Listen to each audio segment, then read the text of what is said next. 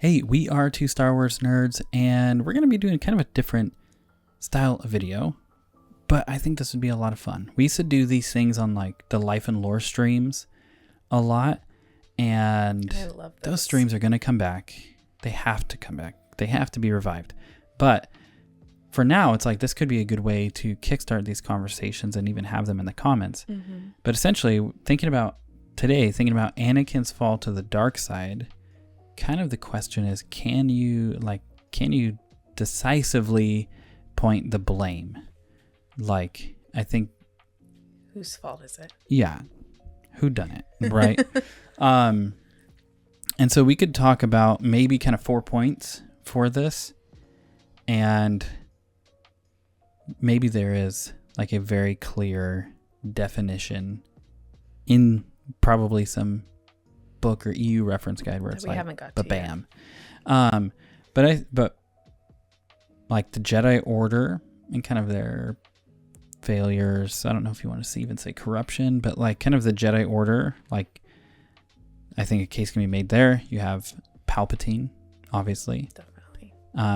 Anakin himself. Yep, you gotta take responsibility. Which is interesting because then it kind of juxtaposes, was his fate inevitable? Like, kind of even regardless of his decisions, was he going to go to the dark side anyway? And is that part of bringing balance to the Force? Yeah, did he have to go to the dark side to bring balance? Or could he have done it by staying a Jedi and achieving the rank of master? Yeah, and so which one of those maybe do you want to hit first? Like, which one stands out to you the most? Can we just go in order? Sure, let's go in order. There we go. Okay. So, then talk to me about the Jedi Order and their failures. Well, I think that probably is going to stem back to before Phantom Menace, obviously. Yes. And I haven't read those EU books, so please forgive me. I'm going to base it off Phantom Menace and, my knowledge for now. So I'm on the journey of reading and learning more. But in the Phantom Menace, we see that typically they start training Jedi younger. And that's why they were kind of opposed to Anakin. Because he was 8 or 10 years old. Mm-hmm. And Qui-Gon was like, but there's something different. And then, so as part of it, he had already too much baggage, I guess, and too much life and pain. And maybe they should have just said no. I don't necessarily think so, but there's that portion where they had that stipulation and they broke it to honor Qui-Gon. And I mean, I think part of it is, yes, they broke it, but also no one necessarily really wanted to train Anakin or wanted him trained as a Jedi. Even Obi-Wan kind of was like, well, I'll do it I guess I'll do it. It didn't seem like he wasn't really set up in the first place. So I think there's obviously that part of the Jedi Order. But then we see a lot of, yes, and we'll get to this, Anakin had pride and he had all these things, but you also see some instances where maybe he is treated differently. And I think it's because he had those things, like rightly in a way, like not giving him the rank of master that, upsets him a lot. Yeah. But he had things that he hadn't dealt with. And, even in my personal life, I've learned, like, if you get a promotion that you're not ready for, it's going to destroy you.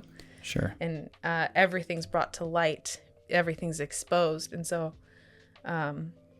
we see that with Anakin too. Mm-hmm. And so I don't think there's even before we get into the other points, I don't think there's a one size fits all. I think a lot of things went into play and went in the same direction to lead him. And I think the overarching theme is probably Palpatine manipulating all these things.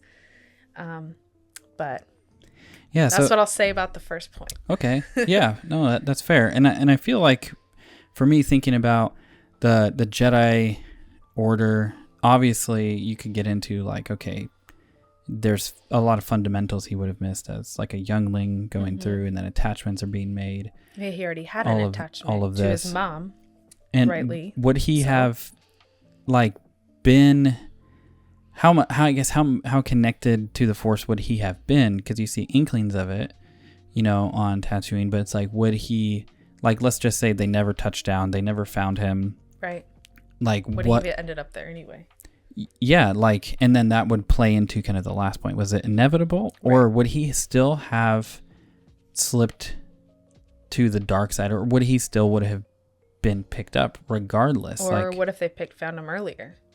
Yeah, and so I think that does raise, quite a few interesting questions that touch on the others, but he does see like hypocrisy. He does see this ideal Jedi code that's talked about. You have to be rigid with it, but yet they've almost become part of like the military industrial system for the Republic. They became what they were almost fighting against. Yeah, and so I think he sees a lot of that as well, which adds to frustrations. But and also it's like, what about Obi-Wan? Obviously I think Obi-Wan was not prepared. No. But then it's like, should he have been less? Because you see when he's like, I loved you like a brother. Mm-hmm. And it's like, should he have been less of that and more of like an actual mentor and a more of a, like actual kind of like that master, like, here's what you do, and removing that brotherly instinct. Because then it's probably like, this is like, I need to like let him run maybe further than he should. Right. And so I would think when we come to like who's kind of really to blame, the Jedi Order, obviously massive implications. I think almost the entire story couldn't have really played out that way. I don't think he would have gotten where he needed to be, that they were critical and crucial. Mm-hmm. But I think by the time we get to the last point, I think it's like, I definitely think he would have ended up there some way. But then with Palpatine's manipulation, there's lots of this. And so if this isn't going to be like an exhaustive lore thing, but I mean, when you get into like the rule of two and you get into him wanting immortality, you get into all these things. He wants power and he wants complete control and all of this, and what he's doing and manipulating with Anakin, and both when you even just get into the political realm, what he's manipulating with the Republic, what he's manipulating with the Separatists, but even the manipulation with Padmé, like he's the one, hey, Padmé needs some protectors, why don't we send Obi-Wan? And he knows exactly who's going to go with Obi-Wan. Like, he knew what he was doing. Yeah, and there is maybe, you look at him as like incarnate evil. He's got this silver tongue where he can say the right things. He can get into the right places. He can get into positions of power, remove who he wants, exalt who he wants. And the idea is like that total crushing power. But then when you see, especially in Revenge of the Sith, that he's playing off of Anakin's weaknesses. Yep, and he knows exactly what they are. Yeah, and it's basically like, hey, you have to go down into the depths of evil to be able to save her. Mm-hmm. And when in reality, that manipulation was purely to benefit himself. Yep. And so I don't know about you, or if you have anything to add on that one, but I think that's obviously, because then I think the counter question is, would he still have gone to the dark side without the influence and manipulation of Palpatine? I think Palpatine would have always had influence. Yeah. If he's alive and kicking. Yeah. Whether I've heard, I don't know the EU, I don't know anything about the books or the comics, but I've heard things about the comics. And I don't know, but like, I feel like he's been intimately involved in Anakin's life for longer than I realized, I think, in the beginning. Yeah. I don't think it was just when he showed up at 8 or 10. Yeah. Yeah. And so I definitely think, that's part to blame. I would even maybe say more than the Jedi Order. I would say maybe the Jedi Order. Palpatine influenced the Jedi Order. Yeah. And That's what I think. I would say that there's definitely there's some broken pieces to it. But it was definitely a tool in his hands. So now maybe for the last two, and there's a lot more reasons that I'm sure we could go through. But comparing and contrasting these two side by side, Anakin's own decisions, just his, I guess it's coming down to, he does have a degree of free will. Mm-hmm. You see that. Mm-hmm. But then at the same time, was being his manipulated, basically, no pun intended, was it willed to be, like, did he have a choice? Like, no matter how much he fought against it, would he inevitably, would things be rearranged cosmically to bring him back to that same ultimate conclusion of bringing balance to the Force by going to the dark side? Right. So what do you think on that? Or I can start on that one. I feel like to bring balance, he had to be both. But, I mean, the lighthearted, happy, always good part of me, my desire would be that he wouldn't have to turn good and he can bring balance. But I think part of George's story is saying that he had to bring balance, he had to almost have his foot in both camps. Yeah. I don't know. No, and I could be completely wrong. And it's good, and I think that there's a strong hand, you could play into the in-universe lore of that, because you see things like his mom dying and that awesome and terrifying scene of him going to the Tusken Raiders camp and slaughtering them all, and him then seeing what he's capable of. And he was he struggled.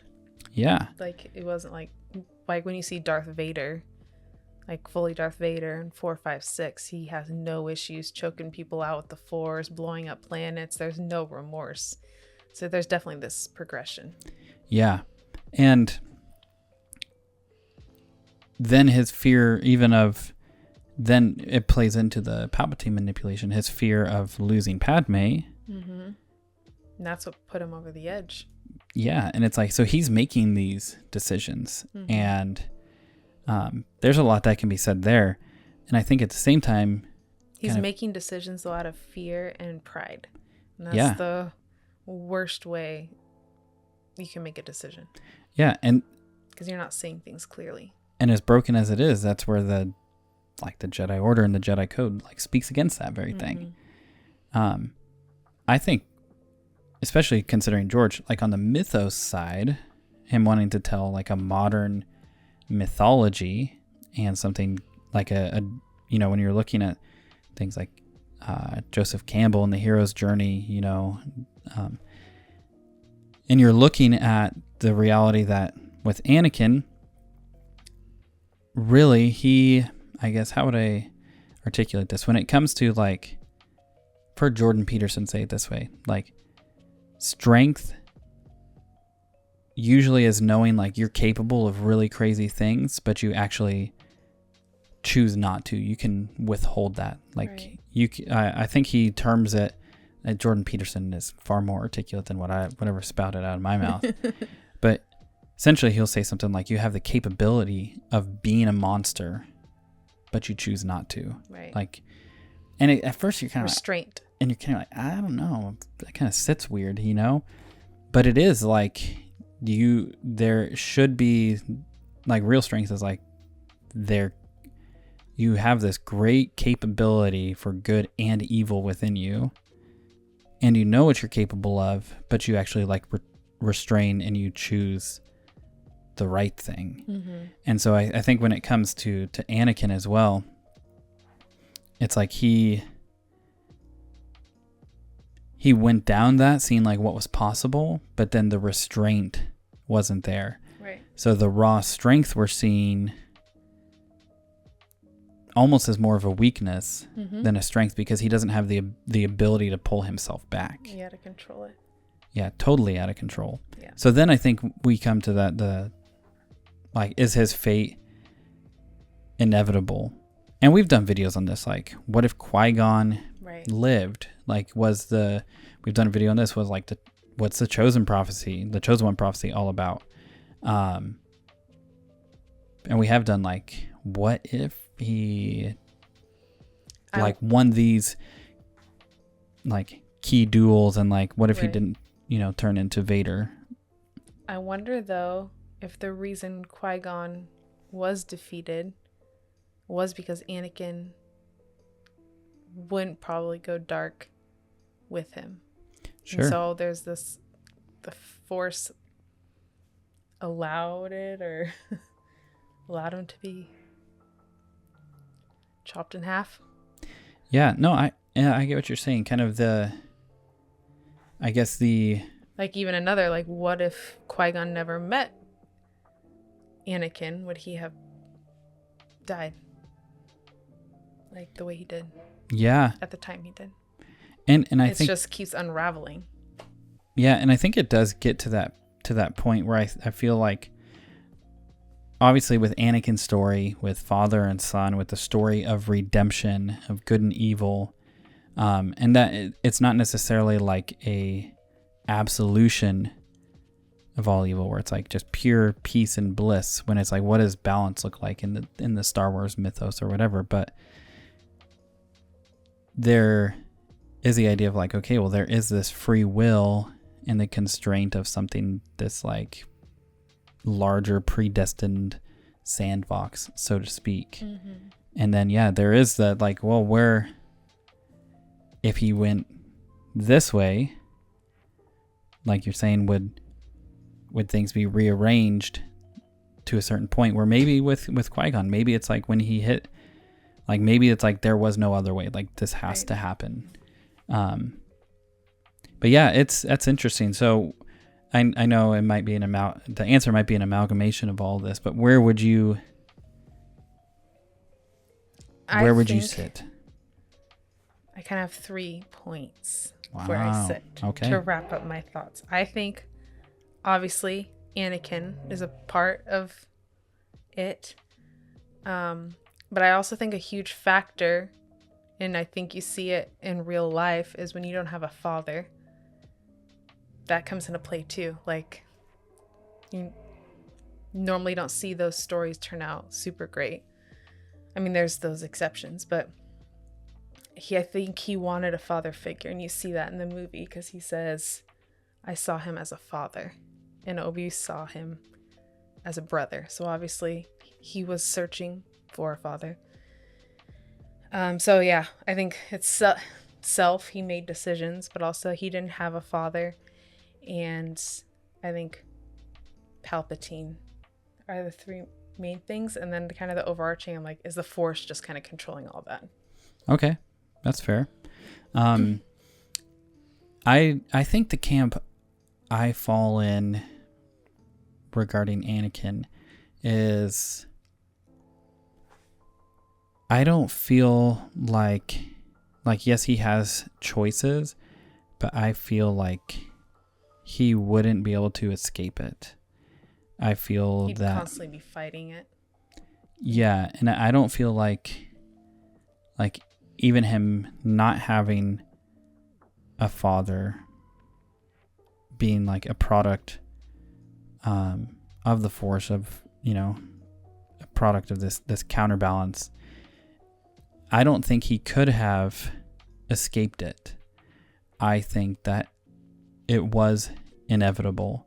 Yeah, I guess I didn't answer your question. No, I think, I don't know. I believe it was inevitable. Yeah, and I don't know that he ever could have. Like, I don't know if there was any right set of circumstances that would have stopped him from, like, becoming Vader and becoming the one. Because I do believe it's clear he's the chosen one. Yeah. And so that's where I think, like, when it comes down to, like, it's like who's to blame, I think it's like George Lucas. George. Yeah, there we go. Option number 5, George. George is the one to blame. But yeah, I think in the especially with the story, the hero's journey, the modern mythos, it is that, like, there was a difficult road that he made more difficult, and he did things that he shouldn't have done. Mm-hmm. But then the mystery of it all is that he was inevitably being led to that same place. Right. Even though he did things wrong, he was still being led to that place. Mm-hmm. Let us know in the comments if we're whack, what you think. Let us enter into conversation about this. And one day, we hope to have the Life and Lore streams back. Do this long form, live, diving deep about a particular person. But with that, we are 2 Star Wars nerds, and may the Force be with you always. Always.